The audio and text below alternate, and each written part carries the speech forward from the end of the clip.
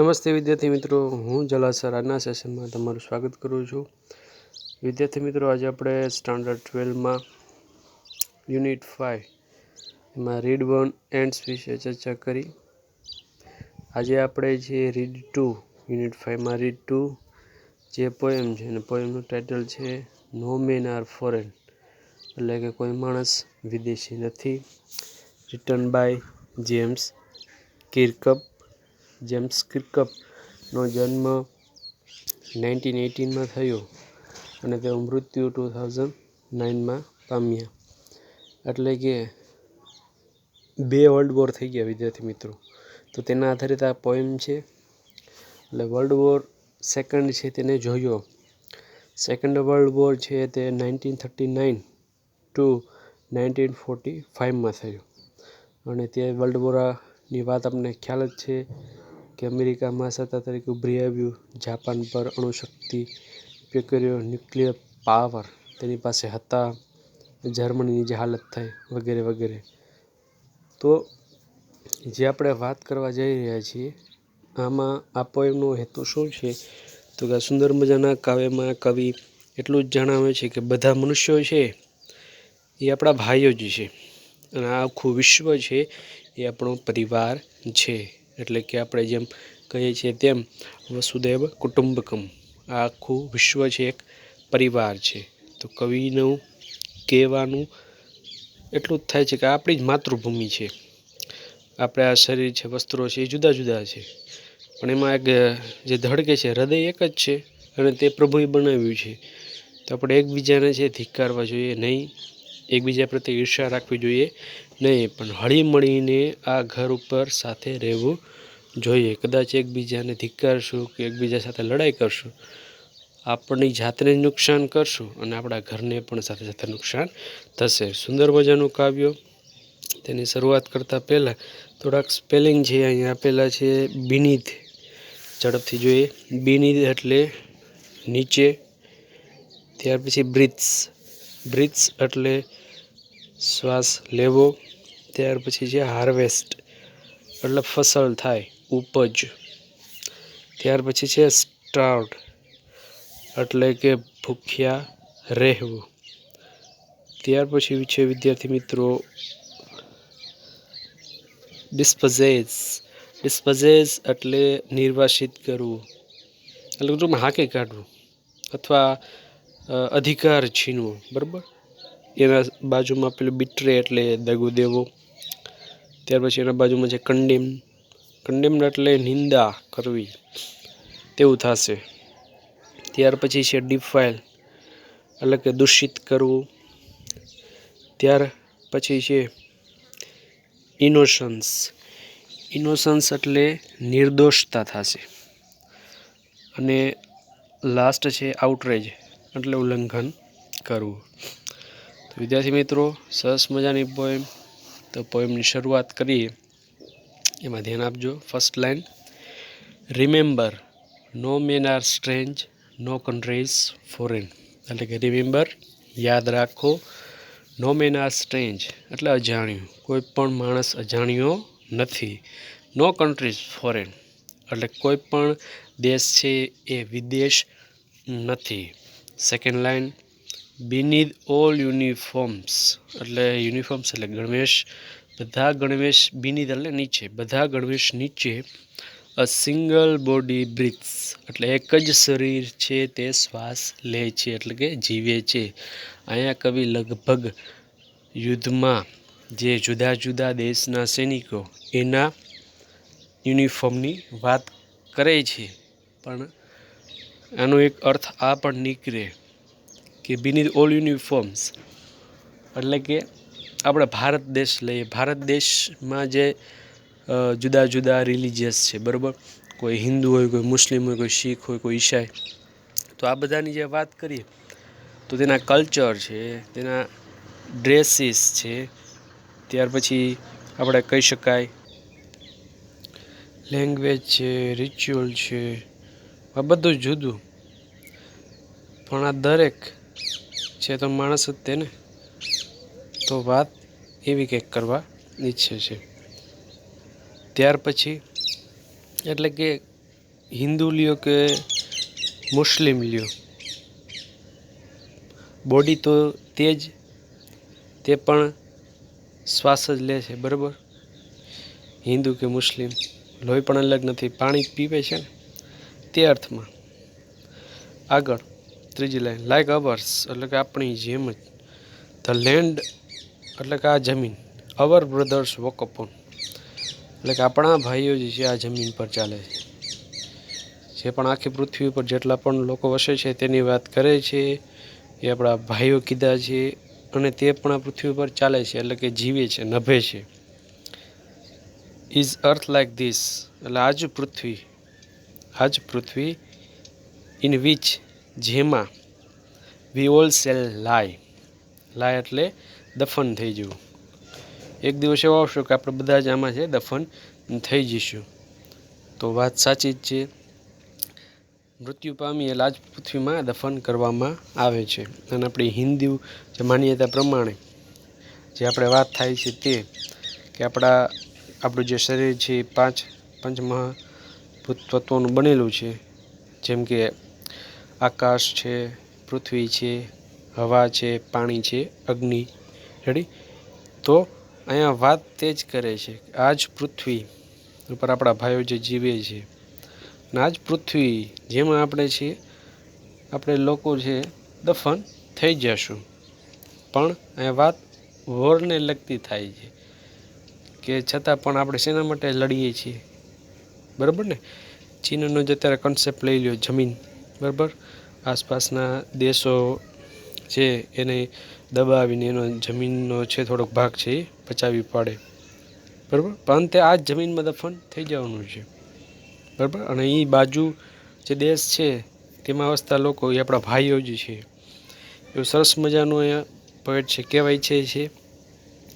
ત્યાર પછી છે ફિફ્થ લાઈન, ધે ટુ તેઓ પણ, અવેર એટલે કે વાકેફ છે, aware of sun and air and water તેઓ પણ આપણી જેમ જ વાકેફ છે. સૂર્ય, ગરમી ક્યાંથી મળે તો સૂર્ય પાસેથી, હવા તો કે, બરાબર, એન્ડ એર, વોટર તે પણ આપણી જેમ જ છે, સૂર્ય, હવા અને પાણીથી વાકેફ છે. કે ચાઇનાનું કે પાકિસ્તાન કે બાંગ્લાદેશ છે, બરાબર, ઈરાન છે, ઈરાક છે, ન્યૂઝીલેન્ડ, ઓસ્ટ્રેલિયા, અમેરિકા, આ બધાનું અલગ નથી, પણ દરેકનું છે સેમ જ છે. તો શા માટે છે લડવું જોઈએ એમ સમજાવાય છે. Are fed by peaceful harvest, fed એટલે ખાય છે શાંતિથી, ફસલ એનું સિંચન ઉપજ છે એ ઉપજાવીને, બરાબર, તે પણ લોકો ખાય છે એ શાંતિથી. બાય વોર્સ લોંગ વિન્ટર્સ ટ્રાઉડ અને યુદ્ધના સમય દરમિયાન કહે છે વોર્સ લોંગ, યુદ્ધનો સમયગાળો વિદ્યાર્થી જો 1939થી 1945 એટલે આ સમયગાળા સુધી એ ઠંડા પ્રદેશની વાત થાય છે, કે ખાય છે હાર્વેસ્ટ કરીને, ફસલ ઉપજાવીને ખાય છે શાંતિથી. પણ બાય વોર્સ લોંગ, પણ વોરના આ યુદ્ધના સમય દરમિયાન છે વિન્ટર સ્ટાર્વડ, ઠંડા પ્રદેશો છે સ્ટાર્વડ, ભૂખે મરે. કારણ કે વોરની પરિસ્થિતિમાં આપણે જોઈએ છે જીવન જરૂરિયાત જે આપણી નીડ્સ હોય, બરાબર, તે આપણે મળે નહીં. યુદ્ધ થાય ને એટલે એ સમયમાં એ જીવન જરૂરિયાત જે વસ્તુ છે એ પૂરતા પ્રમાણમાં મળે નહીં. તો તે પણ એટલું જ સહન કરે છે, બરાબર. કોઈ એક દેશ સહન કરે તેવું જરૂરી નથી, તેવી વાત કરે છે. તે પણ આપણી જેમ જ ઉપજ છે, ફસલ છે એ લે છે. આ સમય દરમિયાન છે તેઓની પણ નીડ જોવો, બધાની નીડ એક જ હોય, બધાને છે રોટી, કપડાં, મકાન જ જોતું હોય, બધાની દરેક નીડ જોવો. બીજું કાંઈ વિવિધ છે, પૈસા નથી કોઈ ખાતું, બરાબર. શેના માટે તો એક મકાન, પહેરવા કપડાં અને સારું એવું ભોજન. ત્યાર પછી ધેર હેન્ડ્સ આર અવર્સ, આપણી જેમ તેઓને પણ હાથો છે. And in their lines we read, અને તેમાં જે લાઈનો રહેલી છે તે આપણે ઉકેલી શકીએ છીએ, સમજી શકીએ છીએ. એટલે કે તેઓના હાથો છે આપણી જેમ જ છે, અને તેઓ આપણા જેટલું જ છે કઠોળ, ટોઇલ એટલે પરિશ્રમ થાય, તો આપણે એમ જ પરિશ્રમ કરે છે. કોઈ પણ દેશ લઈ લ્યો તો ત્યાંનો વ્યક્તિ છે બેઠા બેઠા ખાતો નથી. તે પણ છે તેના જરૂરી જે નીડ્સ હોય, પોતાના પરિવારને સંભાળતો હોય તો તેના માટે છે તે પણ કમાય છે, પણ પરિશ્રમ, ટોil, સખત પરિશ્રમ કરીને. તો તેઓના હાથ પણ આપણે જેમ જ છે. તો તેઓની જે લાઈન છે વી રીડ, આપણે સમજી શકીએ છીએ.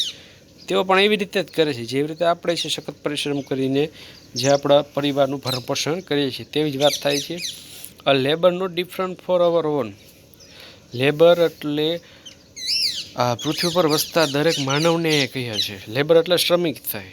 Not different from our own, આપણાથી એ લેબર છે તે આપણાથી તે લેબર અલગ નથી. ફ્રોમ અવર ઓન, ડિફરન્ટ અલગ હોવું, એટલે કે દરેક જે શ્રમિક કીધા છે. દુનિયામાં જેટલા લોકો રહે છે તે સખત મહેનત કરીને બેઝિક જે નીડ્સ હોય ને, આ પ્લાનેટ એક આપણું ઘર છે અને આપણે જે જીવન જીવીએ છીએ, ભલે દેશ બરાબર, ભલે સમાજમાં જે જ્ઞાતિ જાતિ બરાબર કન્ટ્રી એવા વાળા હોય, પણ જીવ તો એક જ છે ને. એવું સરસ મજાનું અહીંયા પોએટ છે સમજાવવા ઈચ્છે છે, કારણ કે પોએટે છે સેકન્ડ વર્લ્ડ વોર જોયેલો છે, તેના આધારે આ પોએમ લખેલી છે. ત્યાર પછી remember they have eyes like hours. યાદ રાખો, ધે હેવ આઈઝ, તેઓને પણ આંખો છે, લાઈક અવર્સ, આપણી જેમ તેઓને પણ આંખો છે. ધેટ વેક, જે જાગે છે. ઓર સ્લીપ, અને સૂવે પણ છે. આ સાવ બેઝિક છે. તેઓને પણ આપણી જેમ જ આંખો છે, જે જાગે છે ને સૂવે છે. એન્ડ સ્ટ્રેન્થ ધેટ કેન, અને તેઓ પણ, સ્ટ્રેન્થ એટલે શક્તિ, અને તેઓ પણ તેટલા જ શક્તિશાળી છે જેટલા શક્તિશાળી આપણે છીએ. એટલા શક્તિશાળી તેઓ પણ છે. જો યુદ્ધ થાય તો નુકસાન બેયને એટલું જ થાય. શક્તિ ભગવાને દરેકને એટલી જ આપેલી છે, સરખા જ છે તેવું જ કહે છે. તેના પછી પણ એટલી શક્તિ છે. એન્ડ સ્ટ્રેન્થ, આ શક્તિ છે ધેટ કેન બી વન, એને જીતી શકાય છે. યુદ્ધથી નહીં, પણ શેનાથી? તો એ સરસ મજાની પોએમની જે વાત કરી છે તે આ છે, બાય લવ, પ્રેમથી. યુદ્ધ છે તે સમસ્યાનો ઉકેલ નથી. આપણે જોઈએ છીએ ત્યારે પાકિસ્તાન અને ચાઇના સાથે બરાબર જે ટકરાર ચાલે છે. યુદ્ધ છે એક ઉપાય છે, એ જરૂરી નથી. ગમે એવી શક્તિ હોય, પણ એ શક્તિને છે જેનાથી આપણે જીતી શકીએ છીએ, તો કે પ્રેમથી. આ પોએમનું હાર્દ શું છે? તો આ છે બાય લવ, કે પ્રેમથી છે કોઈ પણ માણસ છે તેને જીતી શકાય છે. એટલે કે લડાઈ ઝઘડો છે એ કરવું ન જોઈએ અને સાથે મળીને રહેવું જોઈએ. In every land is common life, અને દરેક in every land is common life, જો સામાન્ય જીવન જ છે, કોમન લાઈફ જ છે એવરી લેન્ડ, એટલે આ પૃથ્વી ઉપર જેટલા લોકો રહે છે બરાબર, જમીનનો જો જુદો જુદો ભાગ છે એ સામાન્ય જીવન જ છે, જીવે છે, ઉપજ લે છે, ખાય છે, પીવે છે. નવીન છે તો ફેસિલિટી છે. તો આ કોમન લાઈફ જે ભગવાનની દેન છે તેમનામ રહે, અને ઈર્ષાથી એકબીજા પર લડાઈ કરીને ખતમ કરવાની નહીં, તે વાત કરે છે. અને ત્રીજો વર્લ્ડ વોર થાય તો શું થાય તે આપણે ખ્યાલ છે. That all can recognise and understand, આ બધું જ છે એ રેકગ્નાઇઝ, ઓળખી શકાય, અને અન્ડરસ્ટેન્ડ, સમજી શકાય. તો શેના દ્વારા? તો કે માત્ર પ્રેમ, લવ છે તેના દ્વારા છે આ બધું આપણે સમજી શકીએ છીએ. આપણું હાર્ટ છે બરાબર, હૃદય છે, તેના દ્વારા. આગળ, લેટ અસ રિમેમ્બર, ચાલો યાદ રાખીએ. Whenever we are told, જ્યારે પણ આપને કહેવામાં આવે, વી આર ટોલ્ડ, આપને કહેવામાં આવે ટુ હેટ અવર બ્રધર્સ, હેટ એટલે ધિક્કારવું, કે અવર બ્રધર્સ, આપણા ભાઈઓ કીધા છે, હેટ અવર બ્રધર્સ, આપણા ભાઈને ધિક્કારો. ઇટ ઇઝ અવર સેલ્સ, ત્યારે શું થશે? તો આપણે આપણી જાતને છે, અવર સેલ્સ, આપણી જાતને જ છે તે ધિક્કારશું. જો વાત આ લાઈનમાં થાય છે, ધેટ વી શેલ ડિસ્પોઝેસ, આપણે છે એને નિર્વાસિત કરીએ છીએ, એનો અધિકાર છીનવીએ છીએ. બિટ્રેડ, એને દગો દઈએ છીએ. કન્ડેમ્ડ, એની નિંદા કરીએ છીએ. તો આપણે આપણા હેટ જે કરીએ છીએ આપણા ભાઈઓને, ઇટ ઇઝ અવર સેલ્સ, તે આપણી જાત સાથે છે આપણે દગો દઈએ છીએ, આપણે આપણી જાતની નિંદા કરીએ છીએ, તેવું છે અહીંયા પોઈટ છે કહેવાય છે. દાખલા તરીકે પાકિસ્તાન કે ચાઇના સાથે આપણે જે કંટ્રોવર્સી થાય છે, તો પાકિસ્તાન જ એટલે આખો દેશ નથી વિદ્યાર્થી મિત્રો, યાદ રાખજો. ત્યાં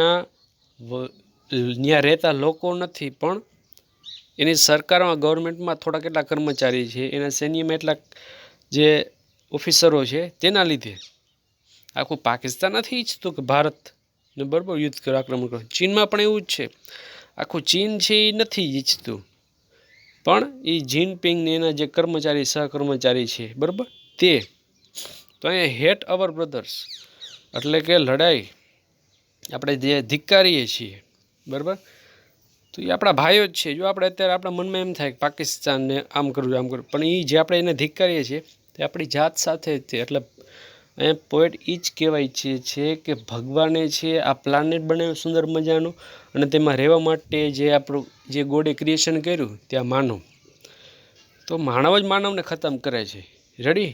જો એને આપણે ખતમ કરીએ છીએ તો આપણે આપણી જાતને છે અહીંથી પૃથ્વી ઉપર કાઢી મૂકવાય છીએ, નિર્વાસિત કરી દઈશું. કોઈ રહેવાનું હશે જ નહીં માણસ, તો આપણી જાતને જ આપણે દગો દઈએ છીએ. આપણી જાતિ જે બનાવી છે, ક્રિએશન કર્યું છે ગોડે સરસ મજાનું, આ માનવ જાતિ, તેની છે આપણે અત્યારે નિંદા કરી રહ્યા છીએ, તેવું અહીંયા પોએટ છે કહેવા ઈચ્છે છે.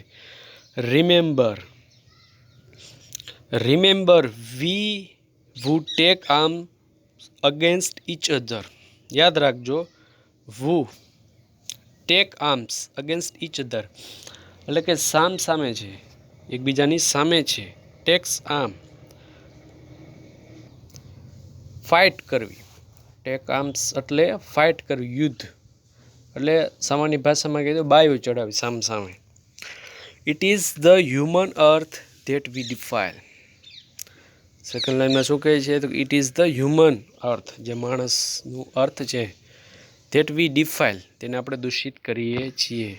એટલે કે યાદ રાખો, જ્યારે પણ આપણે એકબીજા સામે બાથો ભીડશું, લડાઈ કરશું, વોર કરશું, ફાઇટ કરશું, તો ફાઇટથી આપણે આપણું જે અર્થ છે, આપણું ઘર છે, તે આપણું રહેણાંકને છે આપણે ડિફાઇલ કરશું. ડિફાઇલ એટલે દૂષિત કરવું. પરમાણુ બોમ્બ ફેંકવાથી આપણી માનવ જાતિનો તો નાશ થશે, પણ પૃથ્વીને પણ ઘણું નુકસાન થાય છે યુદ્ધ દ્વારા. આગળ તો આપણું ઘર પણ છે, આપણે એને બરબાદ કરી દઈશું, તેવું અહીંયા પોએટ કહે છે. એના તે યુદ્ધથી જે ભયાનક પરિણામો થાય તે છે આ બે લાઇનમાં. અવર હેલ્સ ઓફ ફાયર, આ જે અગ્નિ જ્વાળા છે ફાયર, એને નર્ક કીધું છે, નર્ક સમાન કીધું છે. આ નર્ક સમાન જે અગ્નિ છે, હેલ્સ ઓફ ફાયર એન્ડ ડસ્ટ, આ જે ધૂળ છે. આઉટરેજ ધ ઇનોસન્સ, જે નિર્દોષતા હોય તેને શું કરે છે? ઉલ્લંઘન કરે છે. આઉટરેજ એટલે ઉલ્લંઘન કરવું. Of air that is everywhere hour on, અને જે આપણી આ જે હવા છે બરાબર, જે આપણું ઘર છે, પ્રત્યેક જે જગ્યા છે એ આપણી પોતાની જ છે, તો એનો આપણે શું કરશું? નાશ કરશું.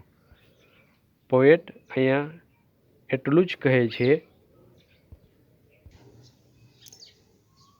કે આ હેલ્સ ઓફ ફાયર, આ નર્ક સમાન જે અગ્નિ છે અને ધૂળ છે, એટલે કે જે યુદ્ધ થાય તે વાતાવરણ, જે ખડું દ્રશ્ય ઊભું થાય તેટલું વિનાશક હોય, તેનાથી શું થાય? તો કે આઉટરેજ ધ ઇનોસન્સ, જે આ પૃથ્વી પર રહેલી જે નિર્દોષતા બરાબર. યુદ્ધ સાથે દરેક લોકો નથી જોડાયા હોતા બરાબર, એક દેશ હોય, બે હોય, 5 હોય બરાબર, બધા નથી જોડાયેલા. ત્યાંની સરકાર છે, ત્યાંના સૈનિકો પણ સાથે બીજા બધા જે નિર્દોષ છે તે પણ મરાશે.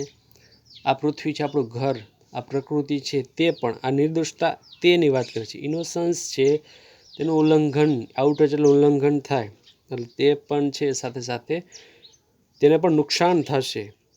ઓફ એર એટલે કે આ જગ્યાઓની વાત કરે છે. ધેટ ઇઝ એવરીવેર, જે આ પ્રત્યેક જે જગ્યા છે અવર ઓન, એ આપણા પોતાની છે. એટલે આ ઘર છે એ આપણું પોતાનું છે. એટલે આપણે એકબીજા સામે છે બાયો ચડાવવા કરતાં, એકબીજાને ધિક્કારવા કરતાં પ્રેમથી આ પૃથ્વી ઉપર શાંતિથી રહેવું જોઈએ. કારણ કે આપણું ઘર છે અને માણસને જે ભગવાને બનાવ્યા છે તો સુંદર મજાનું ક્રિએશન છે, એને બરબાદ કરવું જોઈએ નહીં, એકબીજાને ધિક્કારવા જોઈએ નહીં. તો લાસ્ટમાં એટલે જ કહે છે કે રિમેમ્બર, યાદ રાખો, નો મેન આર ફોરેન, કોઈ માણસ વિદેશી નથી, and no country is strange, અને કોઈ પણ દેશ અજાણ્યો નથી. સરસ મજાની પોએમ, અને પોએટ છે એટલું જ પોએમમાં કહે છે કે શાંતિથી બધાએ છે હળીમળીને રહેવું જોઈએ. એટલે કોઈ પણ દેશ વિદેશ નથી અને કોઈ પણ માણસ અજાણ્યો નથી. સરસ મજાની પોએમ, નો મેન આર ફોરેન, જેમ્સ કિર્કપ. વિદ્યાર્થી મિત્રો, નો સમજાણું હોય તો મારા નંબર તમારી પાસે જ છે. હોમવર્ક, આમાં રહેલા પ્રશ્નો છે બરાબર, પ્રશ્નો લખીને મને મોકલવાના રહેશે, question answer. Ready? Good bye.